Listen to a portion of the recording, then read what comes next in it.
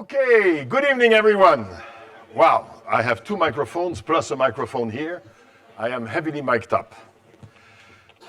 This is already the tail end of day 2, which means that by the end of this session, we will be 40% into OWP 2019. I hope you're making the best of it. I hope that you are identifying a number of insights, a number of questions. I hope that you're making notes in your learning journal.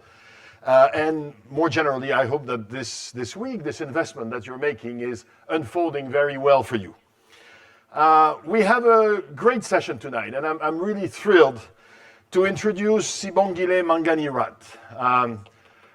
Sibongile has so many things I would like to tell you about, but I'm not going to. I'm just going to give you the bare minimum, because we agreed that Sibongile would first share a few thoughts with you, and for that she will be, I guess, pacing on the side, and then I would then ask her a few questions to elicit the rest of the story, and then, of course, we will go to your questions, which you can submit using the traditional methods through the iPad or through your phones. So, just a few things.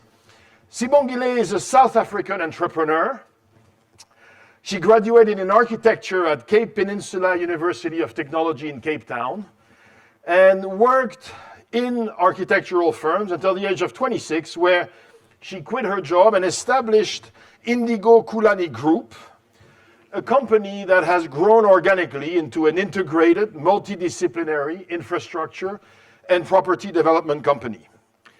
She also established Indigo Kulani Educational Foundation, which provides leadership, entrepreneurial, and literacy skills. Sorry, I need those myself. Literacy skills to children from underprivileged communities, and basically reaches 5,000 children every year.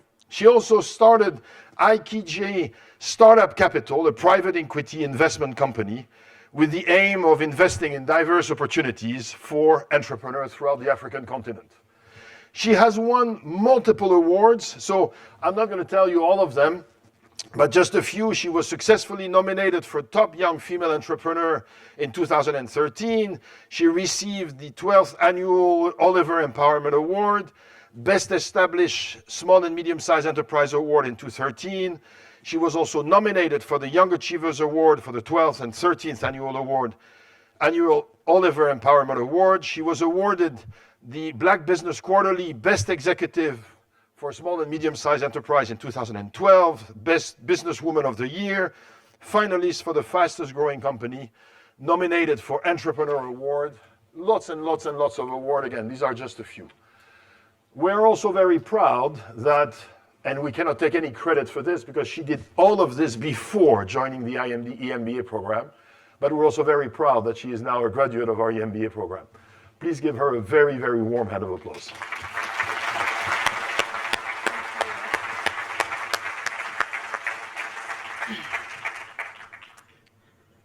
Good afternoon, ladies and gentlemen. It's a great honor to be with you here today. Yesterday, Rolf Dobelli spoke about what does it mean to be lucky. He spoke about the fact that you don't choose your parents, you don't choose the country in which you are born in, you don't choose the kind of education that you get. You don't also choose the kind of health that you get, but all those are elements that help people to basically accelerate in life to their success. But today I'd like to ask you a question. What if you had none of those things? What if you don't have the elements that he spoke about yesterday, that help you and set the foundation for you to excel in life or to succeed in life?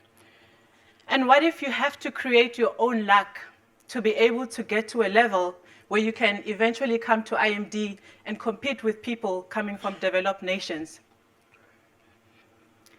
I call it, how do you find your order in the chaos?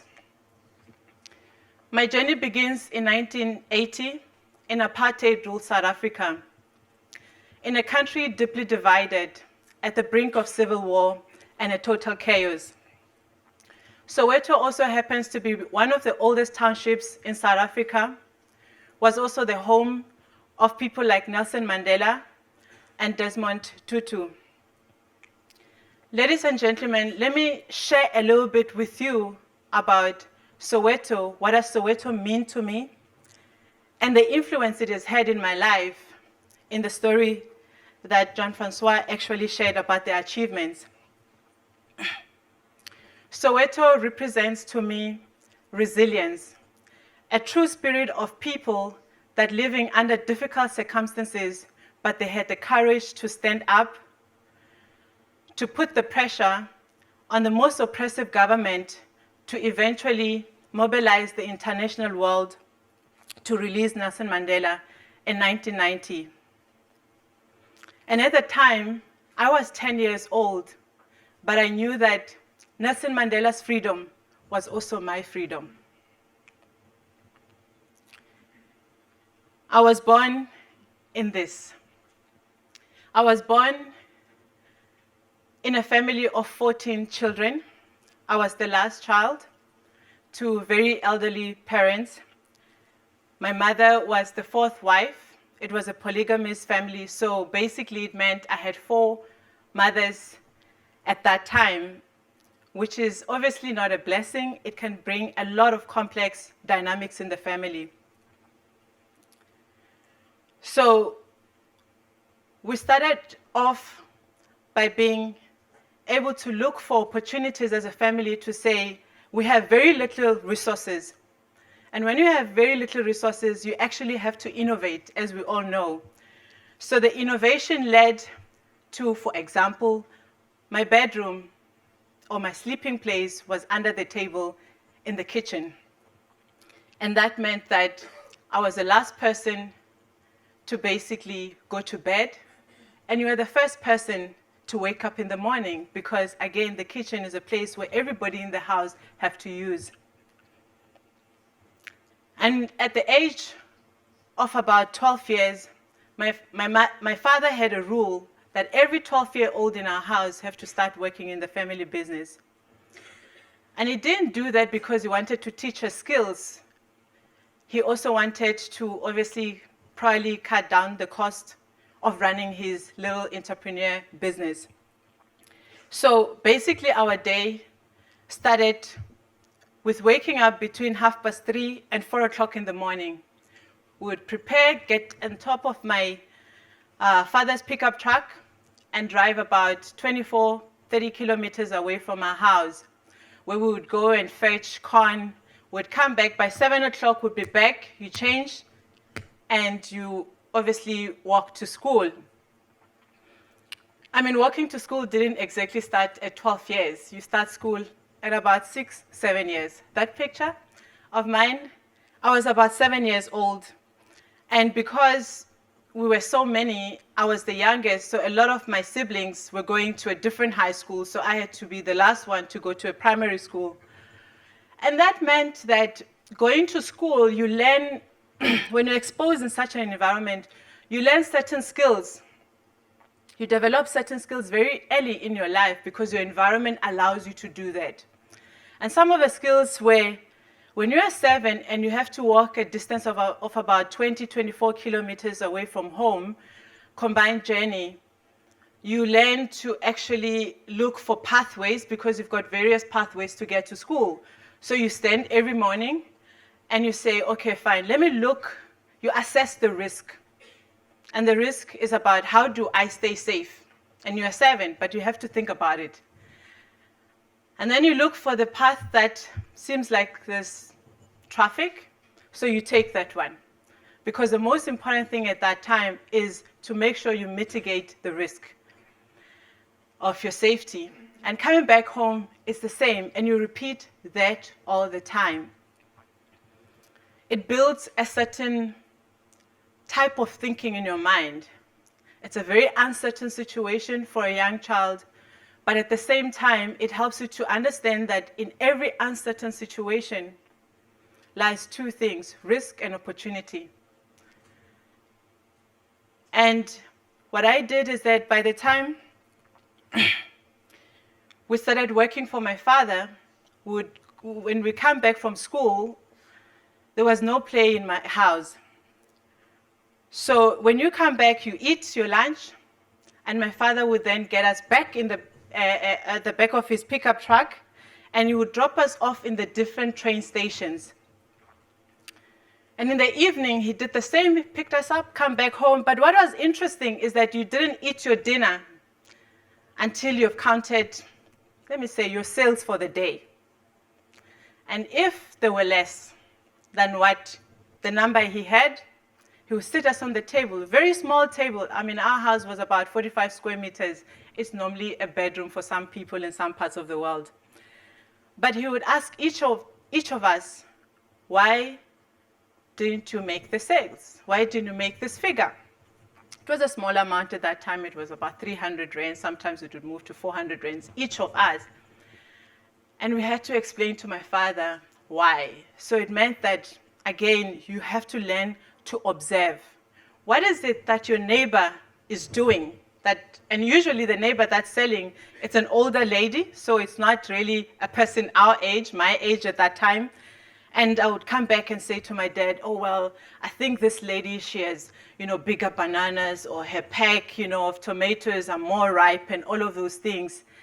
And we did that religiously until I was about 16. But at the age of 14, we had our first elections in South Africa. And I remember waking up in the morning and I asked my uncle, and I said, why is everybody so excited today about voting? What does it mean to vote?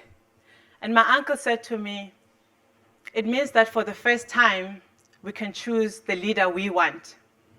And I said, okay, but what does that mean?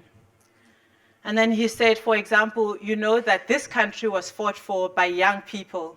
They wanted better education. And I was 14, but I said, so what do you mean? I don't understand what is better education. He said, for example, we had the Bantu education, which means basic education. It's enough just to get you to be a housekeeper. And then, obviously, the white people in South Africa had a better education. That means that you can actually study math, you can study science, you can go on and obviously study to be a doctor, but we are not allowed to do that. And I think at that time, I remembered when I was 10 years old that when Mandela was released, it meant I was free. And I said, okay, if we are voting today, does that mean that I can also go and get better education? Will it come to my school? And my uncle said, no, you have to go to the suburbs. And again, you will see on the screen, I'm saying that Mandela is a representation of freedom and dreams, but not just to dream, but for the first time, you could actually follow your dreams. You could go and pursue your dreams. And I took a bus. I borrowed money from my uncle. He was really one of my favorite uncles. I took a bus without my parents' consent. I was 14, and I don't know how I ended up. I knew that I wanted to go to the white communities and look for a school, but I didn't have a specific school. Until today, I don't remember how I got to Bedfordview High School.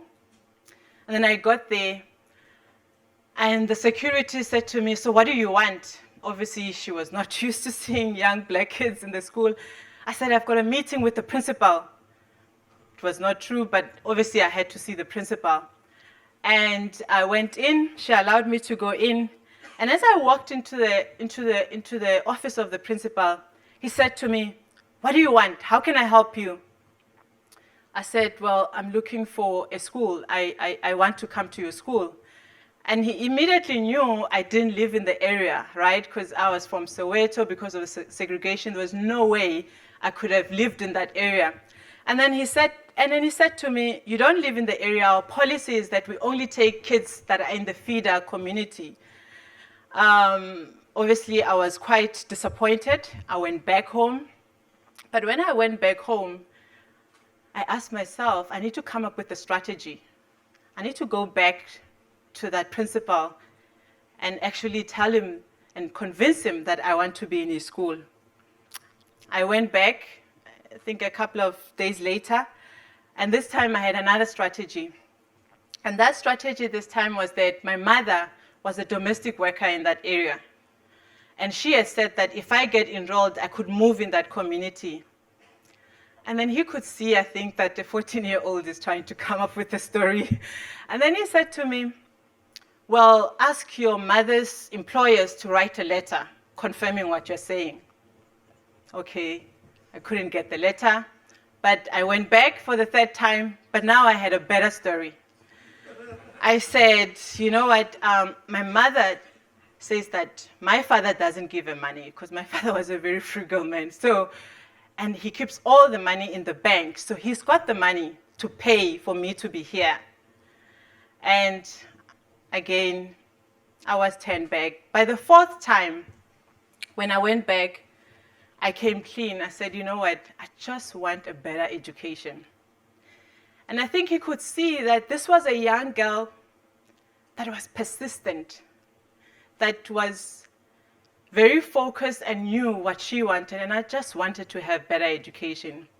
And I was enrolled. But what I didn't know was it was 75 kilometers away from my house. And now I have a different problem. I now am enrolled in the school, and the following year I was obviously about to start high school. And I had it was very difficult because I had to take 3 modes of transport to get to school.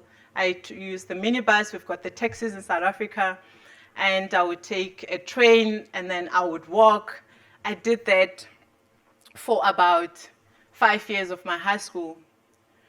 But what it did is that it gave me the opportunity to really expose me to a different world that if I had not taken the decision to go to this community, I wouldn't have been exposed. For the first time, I saw a different world to the one that I grew up in through the commute, because it was a very long commute.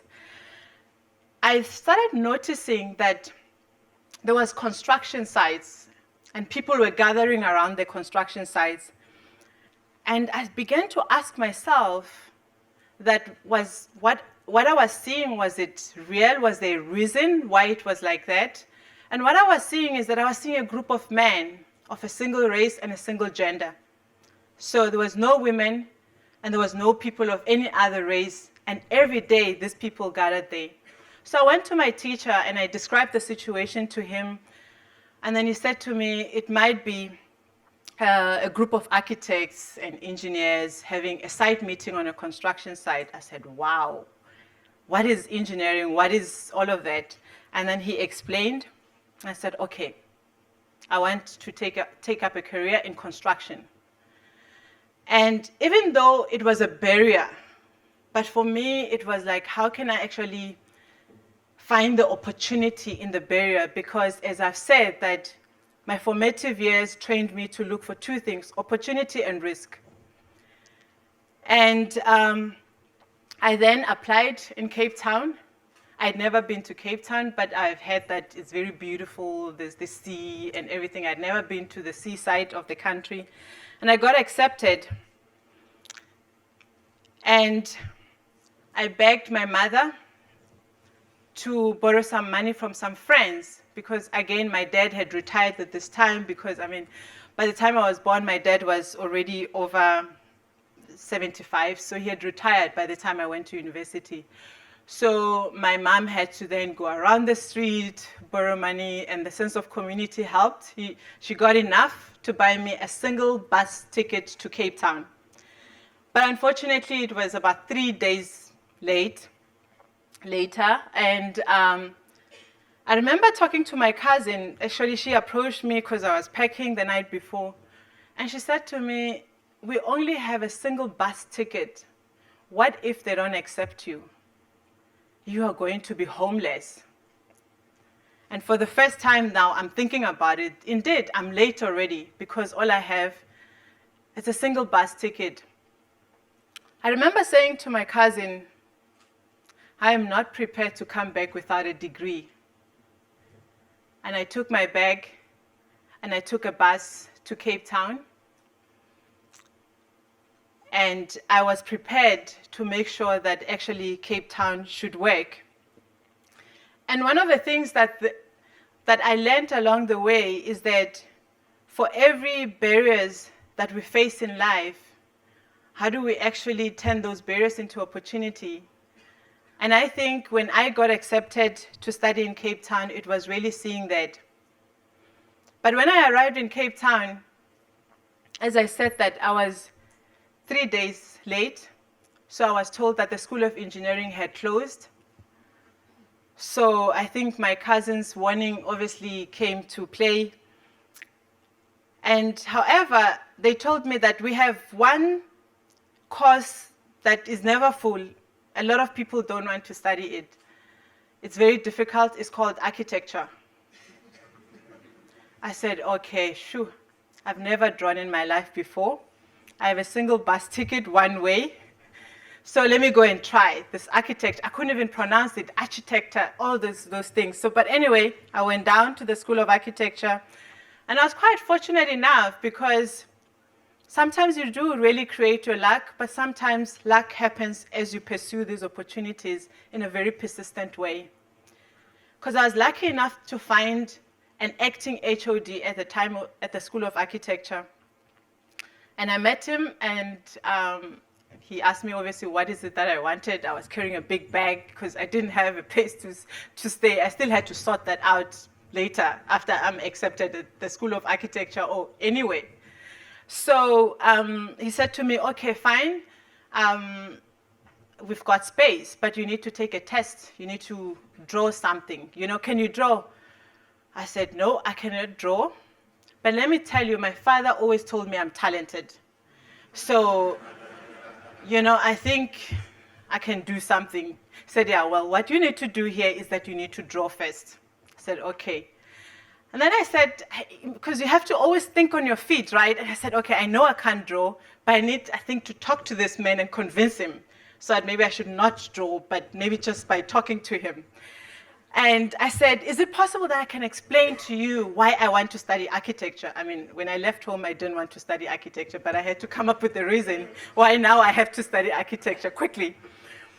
And then I explained to him, and he later told me, because now we work together, actually the person who opened the door for me is actually on our advisory board. He said, I knew that you couldn't draw, but I saw the determination in your eyes were enough for you to learn anything. And indeed, he took a risk on me, and he accepted me. And he did tell me later on that actually my drawings were horrible. But he said he took a risk on me, accepted me. He didn't even tell me that I was not so talented in that department at that time. But then what happened is that I committed myself. And then by the end of the year, I slept and lived in the studio because I knew I was competing against people that had done technical drawings at school, that had done arts. They came from the School of Arts. I'd done none of that. And by the end of the year, I was one of the best students in my class, first year. And they immediately gave me a job to be a tutor. And then that helped me to basically finance partly my studies. And architecture, for those that have ever done drawings in your life, it's a very expensive course. And it's not for people that come from poor families because you've got a special paper, a special pencil, a special everything. You don't just go into any stationery shop and buy it. I mean, now with technology it's different, but back then you had to buy everything special, right? And I finished my studies in Cape Town. And again, I had to assess the prospects of my future in Cape Town. And Cape Town, for those that know it, is beautiful, but it's also not for startups, right? It's old money, you know, it's expensive, right? So I then remembered that I come from what we call the city of gold, which is Johannesburg. And then I took my bag, now with my degree, and I went back home. And when I went back home, I found a job in a very good, one of the prestigious architectural firm in Johannesburg. They did a lot of work also throughout Africa. And I worked there. But one of the things that I started noticing, and again, the first thing I assess I always tell people I don't go to coffee with people I don't know, because I try in the first 5 minutes to get to understand my environment, and simply because of my formative years. So the first thing I do is to assess, where am I? Am I safe? And how do I deal with my environment? So when I got my first job, I then started noticing that I was actually doing the crappy projects, and it was actually a group of us doing the crappy projects. And then there were a group of people doing the nice projects, the fancy buildings in South Africa. So that's when I realized that corporate South Africa had not transformed. There were still, people like me were still marginalized. I was not exposed to the right projects, well, according to my standards, right? I wanted the most challenging projects, the ones that I believed that my bosses at the time were proud of. So what I did is that I decided that it was time for me to actually go and do my own thing. But before I did that, my father's training, my formative years were very crucial in me making that decision. First of all, I had 2 parents, especially my father, who couldn't read or write. He had 14 children. He educated all of them. And he could actually operate a business under very difficult circumstances. And I said, I have education. I can do better. I can actually be the architect of my own future. And that is the reason I left the company and that I worked for to start IKG. And today I'm proud to say our company has handled projects over 40 billion rands, just around $3 billion US. We focus in education, in healthcare, in affordable housing. And I can say to you that our success is not, yes, there was a lot of luck along the way, a lot of persistence, a lot of hard work, but also it's hinged around understanding, having a deeper understanding of the African ecosystem. Because for those that have worked in Africa, it's not an easy place to do business. But then it's very important to understand that actually in that chaos, there's an order. Thank you very much. Thank you.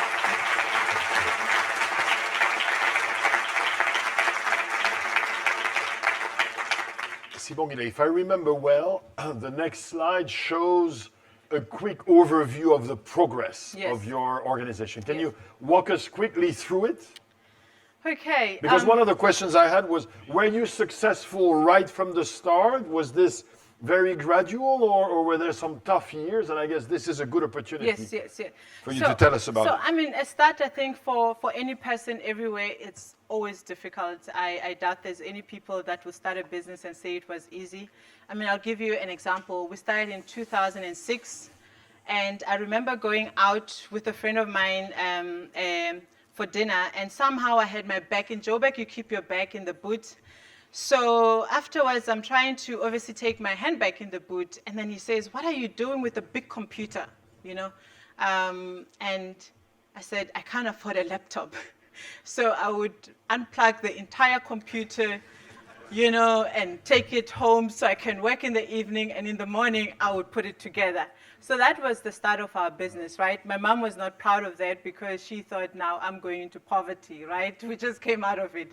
So it was very difficult. But again, I think what was important was being able to we were quite clear that we wanted to do work with the government specifically, because the government was the one that we could be able to make the most impact in terms of being able to work on sectors that could actually impact the society. Which was education, health, and housing. Yes, yes. Because, of course, political freedom is one thing, but there were also very significant needs in terms of education, health, and housing for the Black community. Yes, yes, yes. I mean, one of the things that I can say is that we've obviously, there's a lot of opportunities in Africa, without a doubt, the returns are high. But also, we've got some challenges in terms of when you look at, we need to be able to take people out of poverty, you need visionary leadership. And that's where sometimes we have a challenge from a political level. But then one of the things that I can actually say around education is what the current president of Ghana said education is almost, it's of importance that it's a national security, you know. If the nation is not educated, how do you move your people forward? So for me particularly, I know the impact that education has actually had in my life, you know, and hence that's why, for example, I went out, even though I was running a business, to come to IMD to study, because I know the importance of education, and hence that's why in my business, education is at the center. Again, if you look at health as well, and a nation that is sick cannot move forward, you know. If you look at housing as well, homeless, they don't move nations forward. They actually demand the nation to actually take care of them. So we looked at sectors that we believe that they are critical to move our society forward. And hence that's why we had to then start investing in capabilities inside our company to make sure that we understand those sectors, we understand where they are transforming into, and so forth, yeah. And how quickly did this grow? Again, here we have 2006, and then we have 2012, 200 million. Then I guess 2013 we have 3 billion. So it starts relatively slowly, and then it accelerates? Yes, it starts slowly, but I think what has happened is that I've always, it was critical for us to be able to understand the environment in which we operate in. And what we realized is that in South Africa at the time, the government needed people that understands the challenges of the communities that they serve. And what helped us is that we quickly became almost the advisor to the government, lack of a better word. And that helped us to build that trust with them. But I think you know, in Africa, when it comes to growing a business, it's not rapid, right? You know, there's a lot of, we always have to be worried about what's coming up next, because there's always the unexpected coming, you know. So, but for us, I think, again, the company is led through, in my view, visionary leadership. We know what we want to achieve, even though things are always difficult. People will say in South Africa, oh, why are you working with the government? You know, you can do better in the private sector. And I said, I'm not here to design malls. We don't want to build malls, you know. There's enough of that anyway, you know. So I think it's about choosing the sectors you want to work in and being clear about the purpose of why you want to do those things. And I think, in my view, it's a lot of hard work. We have a very diverse team, but again, our purpose is very clear. Now, one of the things you mentioned earlier is you said our success is hinging a lot on our understanding of the African ecosystem. Now, tell us a little bit more about this African ecosystem. And here I know that you have 2 or 3 slides that, to help us understand a little bit better. Okay, I think the best slide to actually explain. Maybe tell them. Yeah. Because otherwise you tell me, yeah, and I'm very course. happy, but they're not. Yes, of course. I think what is interesting about understanding the way in which business functions in Africa is that everything is interconnected, right? And I'll start about understanding the complex multi-stakeholders that you need to deal with, you know. So if it's not the government, it's about understanding how the private sector or the businesses work in Africa, but it's also understanding the people as well. How do people relate with each other, you know? And I'll start first by saying that if you look at the social system, right, it's driven mostly by the cultural ecosystem. And the way that culture work is around forming a pride, just like the lion, you know. So at first when I meet a person or when we meet people in Africa is I'm trying to figure out, can I actually form a pride with you? And if you are in my pride, then I can start actually thinking about, can I do business with you? It's very much like the lions. They form a pride, then they can start hunting, and you know the roles are quite clear in terms of how each one is supposed to do to catch the prey. So we function a little bit like the pride. And I think the second one, it's around understanding the cultural system. And the cultural system, it's a little bit like the elephant, right? Is about understanding how to work collaboratively as a people. So, and I think that is one thing that is a strength for us because we work as a pride, so it means we collaborate a lot. But there are still some challenges in terms of being able to find skills in the continent. You know, a lot of governments are actually still investing in it, but it's still a long way to be able to actually close the skills gap. But then there are some advantages that when you partner with local companies, you're able to actually tap into that human capital that is there that still needs to be developed. Again, going back to education, we still need to invest a lot in education. And then you look at, for example, the buffalo, you know, and I say that it's like the business system, right? It's very fragmented. Everyone is trying to have their own startup. And from a business point of view, you know, we're not obviously integrated. But also there's one thing about when you operate in Africa, you need to be very persistent, right? Because that's the only way to get things done. You fight and you fight and you fight and you fight and you get it, right? So there's a lot of persistence that is required to be able to operate in Africa. And I think we've had to learn that because, you know, when you're a multinational, you just exit the market, right? And when you're a local, and you know, indigenous to the ecosystem, there's nowhere to go. You don't. You have to find a way to innovate to make sure that you succeed within this. And then you have the political system. It's actually the elephant in the room, I call it, right? It's difficult even for us, and it's a nightmare for a lot of multinationals to deal with. However, it's very mistrustful. And I think, again, going back to understanding the cultural system, because it's people in politics, right? In Africa, we don't say no to people we don't know. So you find that, for example, a lot of companies would go and present first to the politicians, right? And what the politicians say, yes, we need it. Yes, it will be done. But actually, because one, they're mistrustful. Secondly, they know that they're not going to do it, but because they have a guest, so you need to be polite. So you say yes to everything, and you wonder why nothing is moving forward, right? Again, it goes back to the cultural system. And I think what is really interesting is when you look at the leopard. It's a very interesting animal that it really carries a lot of answers in terms of some of the challenges that one can face in Africa. And is that in Africa, because you always have to expect the unexpected, it means you need to be very lean.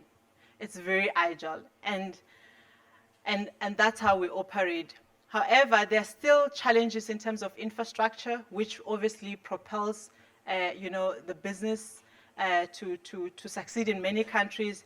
However, I'm seeing a lot of opportunities in terms of technology. For example, you find that because we don't have enough road infrastructure and there's not enough banks and branches, let's say in rural communities, so people then they actually are able to adapt new technologies because they need to innovate and adopt it because it creates convenience for them and access to market. So it's about understanding all of this, but you cannot understand it in isolation, each of these in isolation, because all of them feed off each other.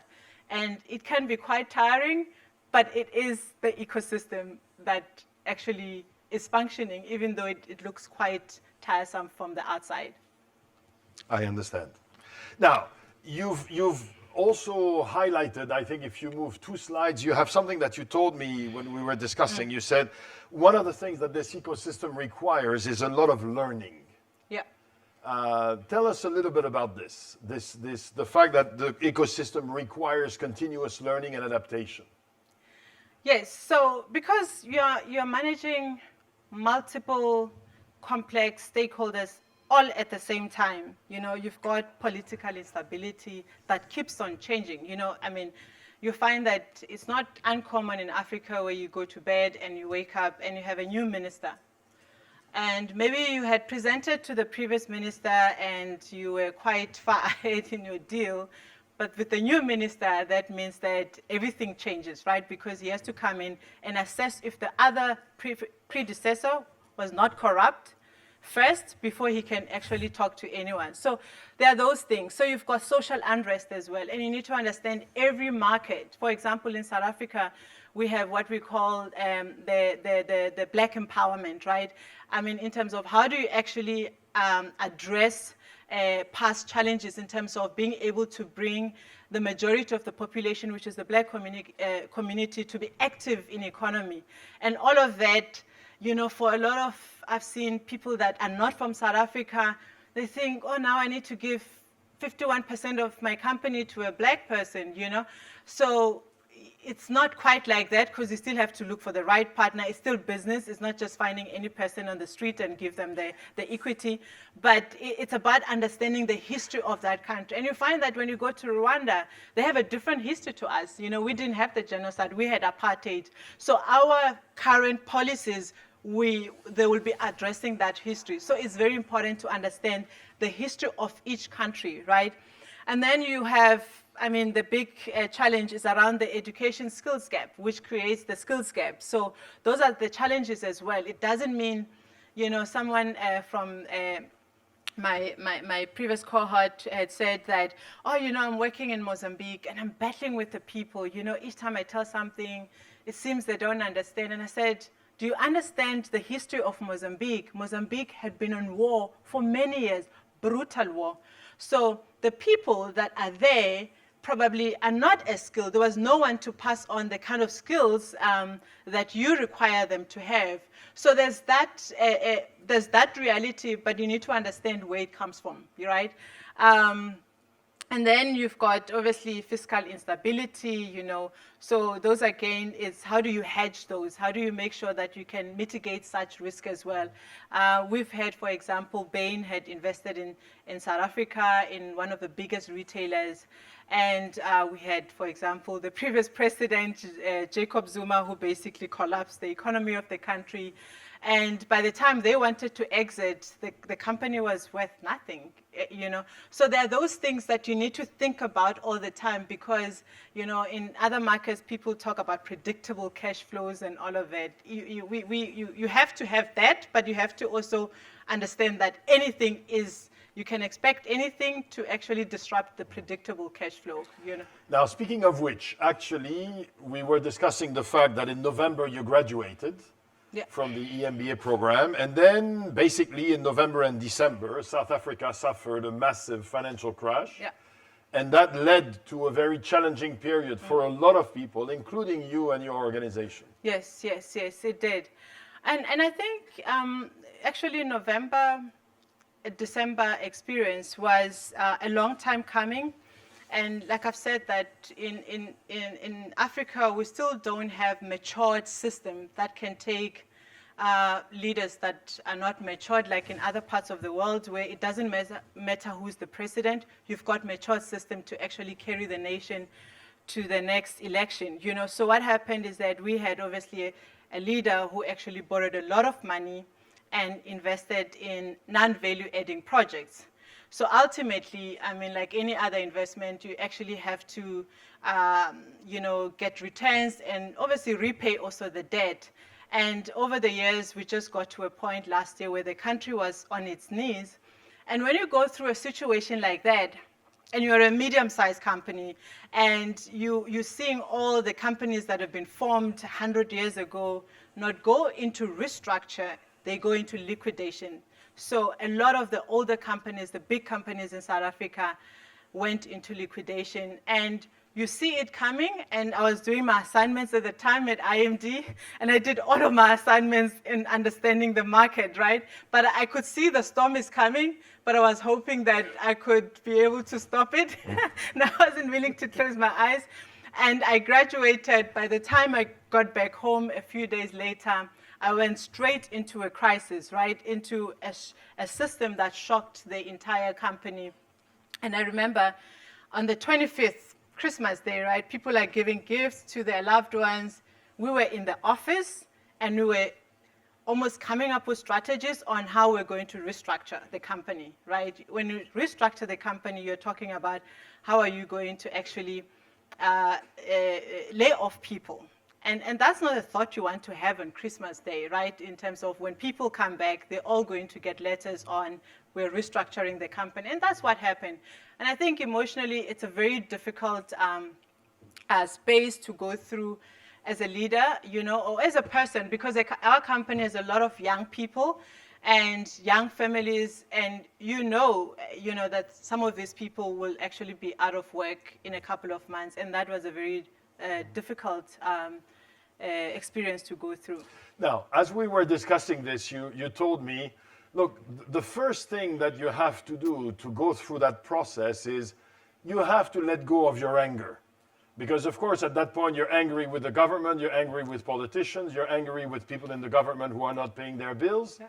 But you were telling me, look, one of the things you've got to do is you've got to let go of the anger so that you can start focusing productively on a solution. Yep. And you were telling me you found what I think was a quite creative solution. Tell us a little bit how this worked.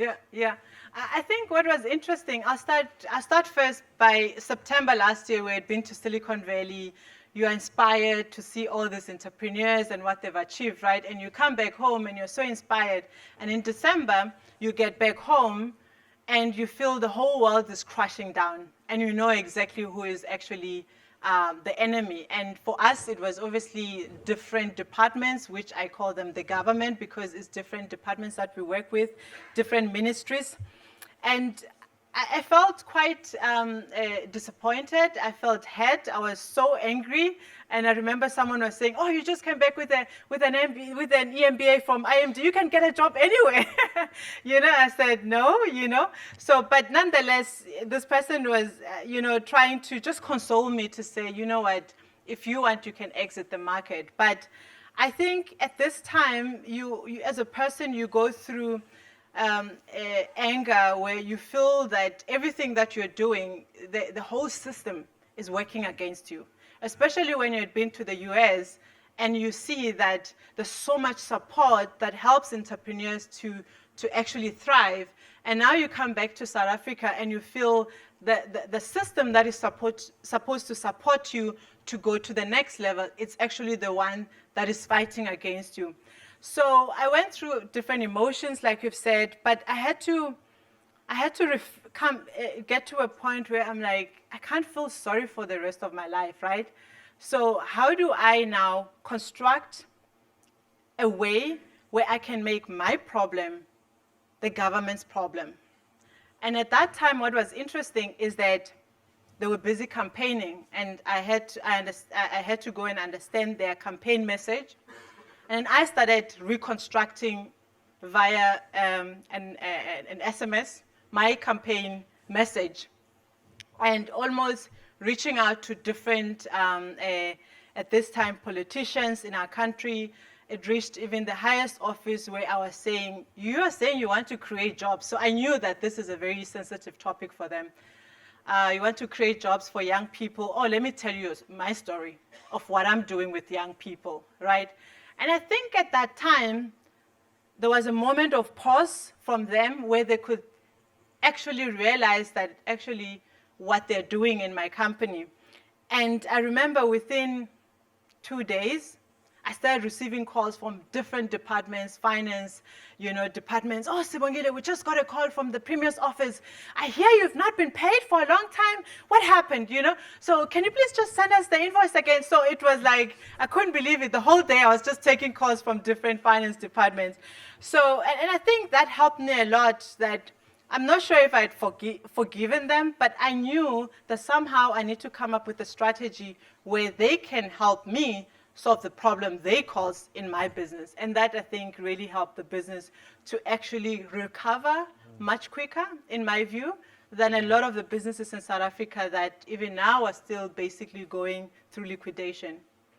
And as we were discussing, you reminded me how important letting go of anger is in terms of being resilient, because while you're angry, you don't notice that good luck is passing in the neighborhood. Yes. And so here you provoked your luck by being quite persistent. Yeah. One last question before we turn to the group's question. You have plans for the future, and one of those plans is to build an investment holding firm with a heart. And that was actually one of the questions. Yeah. How would you define your purpose now? Tell us a little bit about this investment holding firm with a heart. Yes, I think the reason I call that the investment holdings company with a heart is the fact that for a long time you find that in Africa, people that want to make a difference in the communities, they all set up NGOs. And we all know that nonprofit or aid money has not helped Africa. And until we can look at using entrepreneurial or commercial ways to then partner with the communities so that we can move forward in that way, is how do you reach out to those that need to, that need housing, that need education infrastructure, or they need hospitals, for example. Because those are almost what I call the heart of the nation. If the nation is sick, they can't move forward. If they're uneducated, you cannot thrive. We will not thrive as a country if we are not educated. If you look at, if you don't have, a home security, to know that I have a home that is closest to where I live, it's an issue that is at the heart of the society. And it's, for us, it was, how do we focus on making sure that we invest in sectors that actually sit at the heart of the society. And what is interesting is that if you look at education, for example, there's a lot of changes that are happening in education in terms of technology. I mean, we come traditionally from real estate, but already we can see that education will be very different. Some kids will not be going to a brick and mortar school, right?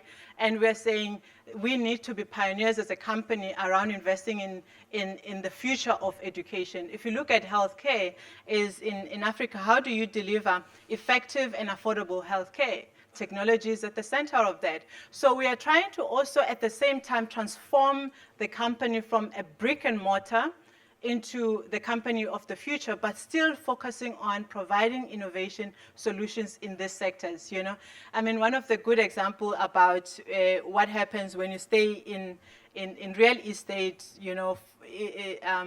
even if the market is changing, is what happens to the people that invested in retail. Retail changed, and right now, a lot of people are sitting with assets that they cannot be repurposed or used, Right. So we are seeing all of those changes, and we're saying we still want to continue to drive the changes and the innovation in those sectors. Now, we often talk about doing well by doing good, doing well financially and doing well in terms of performance metrics, while also doing well for society. And I hear this in your description. I know it's difficult to separate, but what's the biggest driver for you? Because I sense a genuine sense of purpose around the country, but at the same time, you're also an entrepreneur, right? And you have people who are depending on you for a paycheck. So how do you differentiate, or how do you think about this doing well by doing good? How much is the future of the country intervening in your thoughts? I think doing well while doing good, in my view, I believe that to do good, you don't have to give things for free. And that is the principle that my father taught me. When I started working for him at 12, it meant that I had to earn my own living, right? So very early on, I knew that, to do good, you don't have to give things for free. So hence, that's why it's okay to capture some value as long as you create some. Yes, absolutely. And make sure that, like I was giving you an example with healthcare, investing in technologies is about looking at the poor communities and say there is willingness to pay, but then you're working in a very different market, but you need to make sure that that market is profitable as well. And it's about understanding the business model to win in that market. Now, one of the questions is, would you have done anything different? So if you could rewind, and if you can rewind, please talk to me, because I have a few rewinds I'd like to do. But if we could rewind, is there something that you would do different? Is there one or two things where you go, phew, I learned something, and knowing then what I know now, I would have done it differently? The whole journey, or somewhere? I think one of the things that I could do differently, my whole journey, I don't think I would do anything different. First of all, if I look at the first part, which was my formative years, I'm very grateful because it really gave me it gave me a competitive advantage to be able to operate today. A lot of the skills that I learned early, some of my colleagues have to go to school to learn those while I learned it at home, right? And then some of the things that I would change was that because we became very successful in, in maybe a rapid way, according to some people in South Africa, you tend to repeat the same things, right? You tend to assume the same type of risk, so you become complacent. And I think, in my view, though we knew the storm was coming, we could have actually done much more bigger scenarios than probably the 2 or so, right? And I think I've learned that in as much as and it's very difficult because when you get successful so quickly, so early, you just feel, okay, you think you know everything. Yeah, you think you're invulnerable. Yeah, you become vulnerable, exactly. Interesting. One of the questions that is also coming up is, what would you say to a struggling entrepreneur? What advice would you give? A struggling or a not struggling. So what would be your advice to an entrepreneur? Oh, yeah, it's difficult. Let's say a struggling entrepreneur, right? Okay. I think one of the things that sometimes, because people go into entrepreneurship for different reasons. Some people, they go into it because they hate their bosses, so they start their own companies. So I think it's the reason that you decided to become an entrepreneur, and that reason, it's important that you and hence that's why I said the purpose of why you want to start the business. It is what keeps you, because the purpose builds passion. Eventually, you're so passionate about what you do. So even when you go through a very difficult time, I mean, I'm standing here, it's not, I'll give you another example.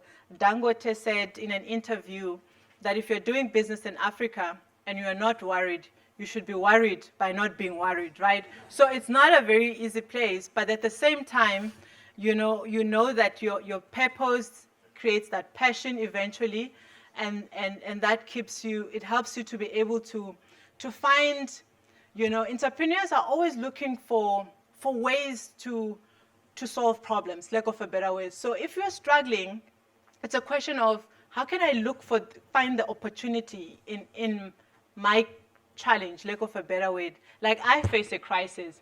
And then I said, I know borrowing more money is not going to help me. So that was off. And I said, how can I actually go back to the same client that is actually created this crisis to actually help me to solve it? So it's about that. And that lies in not giving up, in knowing that this is my passion, this is my purpose, lack of a better word. Yeah. And you had on the previous slide extreme persistence. Yeah. Now, you mentioned in Africa it's not easy, and one of the questions is about this. How do you see the future of Africa? Over the last few years, some of the highest growth rates in the world have been observed in Africa. At the same time, the division of the wealth created, of course, is quite problematic in a few countries. Tell us your view on the future of South Africa, but also of Africa in general. Yeah. I think I'm very excited about the future of Africa. I was saying to some people that I don't see myself living anywhere else but in Africa. And simply because I believe that Africa, for a long time, it didn't have enough educated young people. And there's actually a shift in Africa at the moment where you have people like myself that are educated, that are passionate about solving African problems, And I think it's and that is what is happening in South Africa. It's happening in West Africa, it's happening in East Africa, in North Africa. So in my view, I think because I'm seeing that, and I know the space that I'm operating in, and I see some of the changes that we're affecting in our communities, I remain quite hopeful. And I mean, you can see it. If you look at East Africa, particularly at a political level, that's where we still have to make some changes.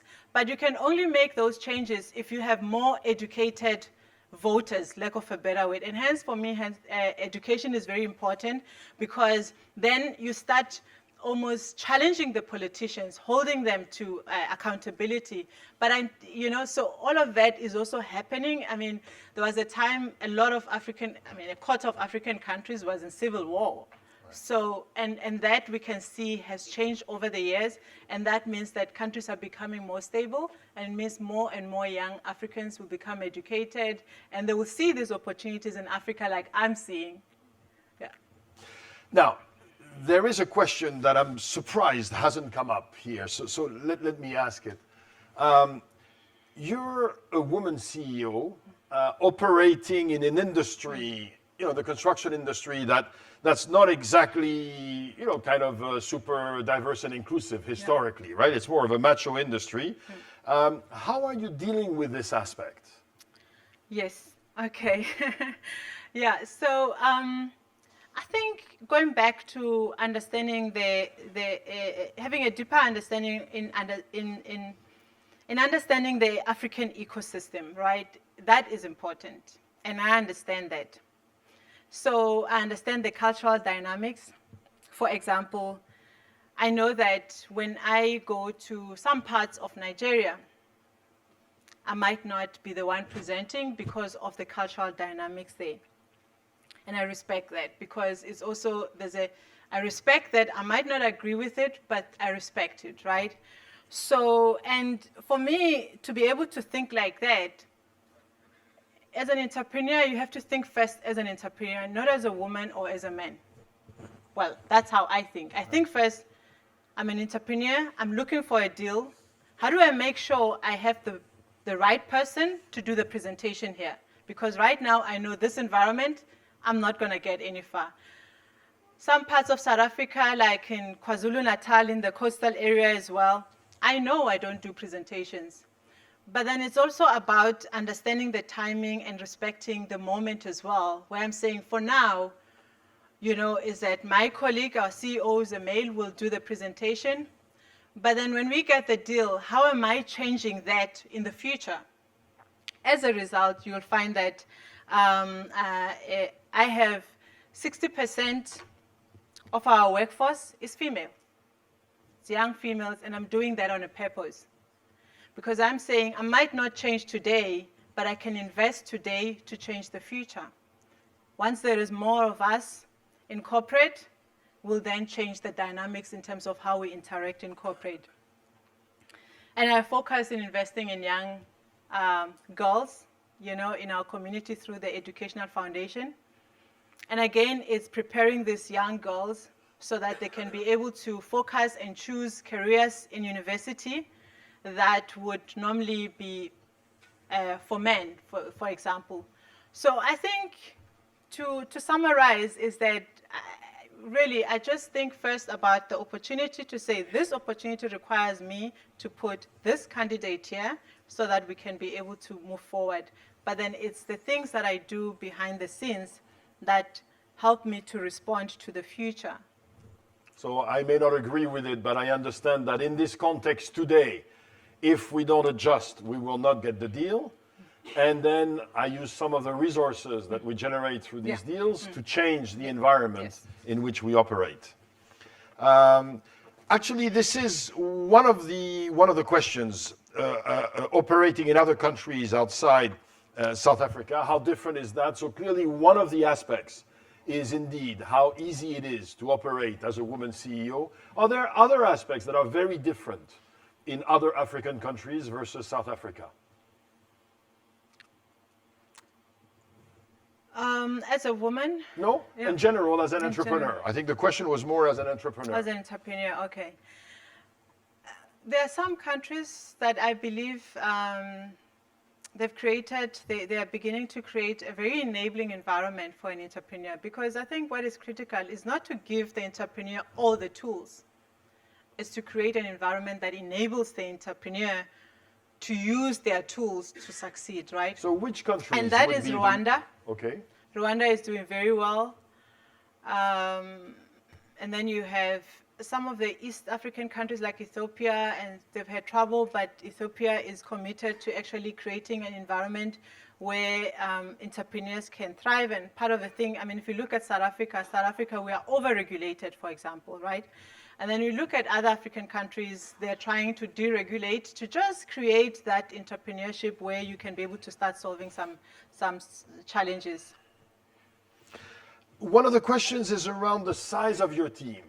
So here you gave us percentages, but so how many people do you have working for you? And then I guess you have subcontractors? Yes, so we, before the crash, we're about full-time 220 people, all professionals, made up of architects, engineers, some of them came from investment banking. And after the crash, we left with about 150 full-time employees in our team, and then that is the full-time.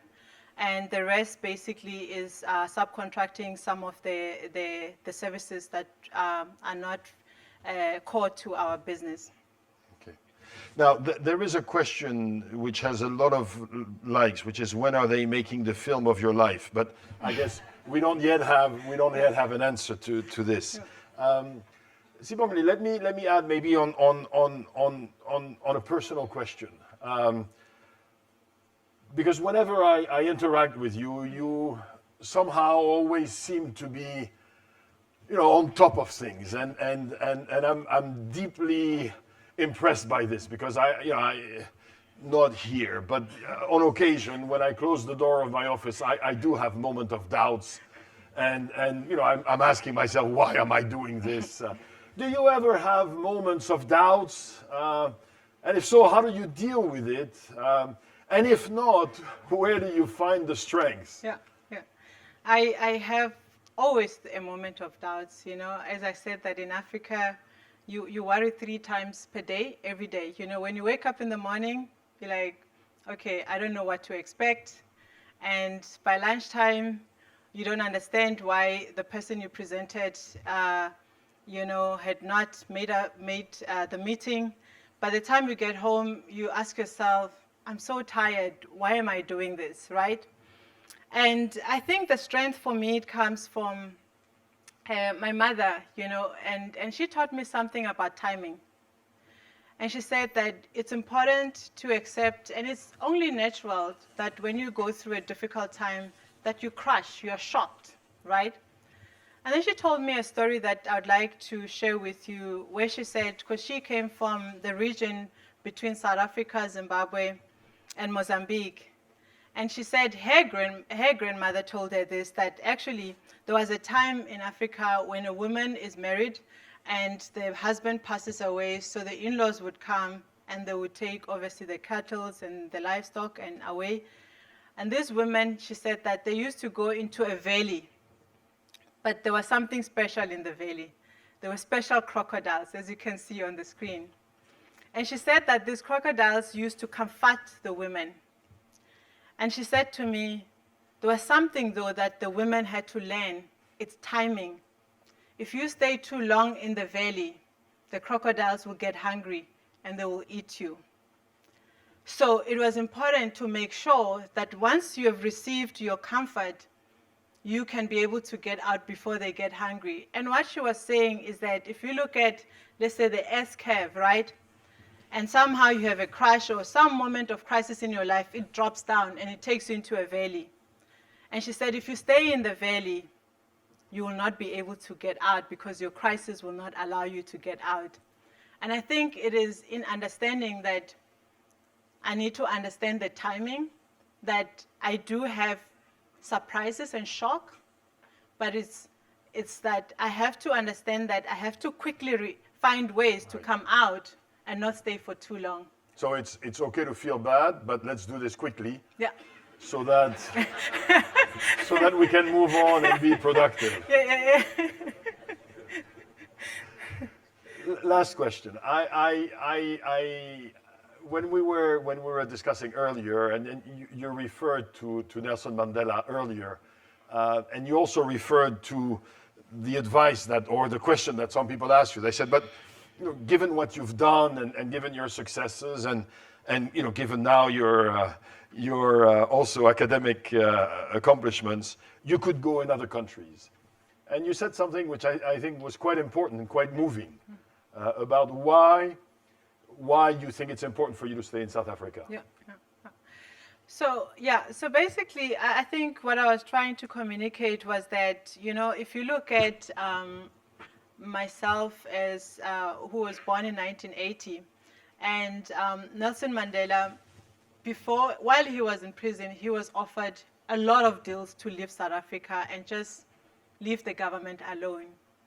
But he refused because he said, until my people are free, I am not free, even if I go to a first world country. I mean, he could have gone anywhere at that time.